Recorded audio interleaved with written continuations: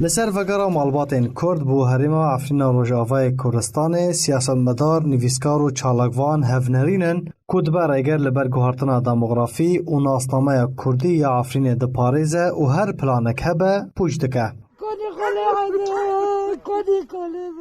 نویسکار کرد جان کرد کوبخواش گنده میدان که دازانین که خلک عفرین جالی پیده و هاتن خاپاندن و درخستن. به سوزا 45 روزان جوان را عفرین وگرینن هاتن درخستن. لیاو یک بجی نبو لوما ریا هری باش جبو ریگری کرنا گوهرتنا دموغرافی یا هرمی وگرا لسروار باوو با پیرانه.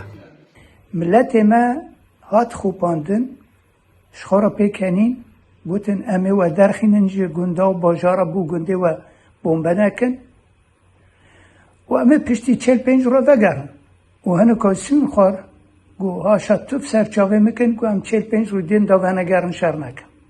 ای ام دخوازن گو اف پلانا گو هارتنا دموگرافی گو عرب و ترک دخوازن لحره ما جای کرداغه بجه بکن دوی او بی راوستاندن و تنه برای که تی راوستاندن گاوه هر کس وگره بی گنده خو مالا خو سر ملکی خو. نویسکار کرد بانگل هر آلیه کی کر کو پشتوان بن جه پیلا وگره را نخواستم سازی و رخستنین کردی و رومال کرنا راگهاندنا کردی جه پیله را ده همان دمیده بانگل کچبرکرین عفرین لکامپین شهبای کر کووکا فلسطینین 1948 نبن و جه وگره بیپار نبن. همی سازین مافین مروفان و به طایبت این کردان و همی پارتین کردان و سرک این کردان روشنبیرین کرداجی پشگرتیا و گرا ملت ما بکن بگنده بلا بکسی نین خوباندن پش ای وک فلسطینیت سالا 48 ببن هنه فلسطینی حتی ها کلیت مالوان بریکوان دای از هیویدارم گو میدیا کردیجی و به طایبت ارک لسروی مسئله به گرمی و حروج بسکنه. جیالی خوف احمد حسن نونر انجمن اجتماعی کردی لسوریه دناو هفپیمانی اجتماعی یا اپوزیسیون سوریه ده تکس کر کو روزانه به دهان مالبات و دگرن اوریا تکانه جراش عفرین را وگره. روزانه تابی 10 عائله یعنی تین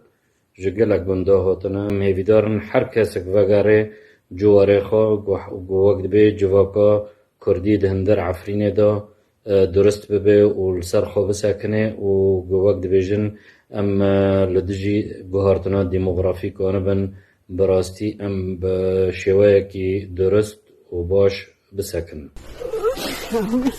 چالاکوانه کی کرد جی طایبه دازانی که تجاری پیلکه وها مزن هاتیه تومار کرن مالباتین که جبر سدمین جدا در بدر و پنابر ببون یان جی هاتبون درخستن به هر اوایی به رول باجار و نافچین خواه دکن کدوان چند روژن داویه ده هر روژ مالبات وده کرن و هجمار اوان گیشتیه بصدان مالبات.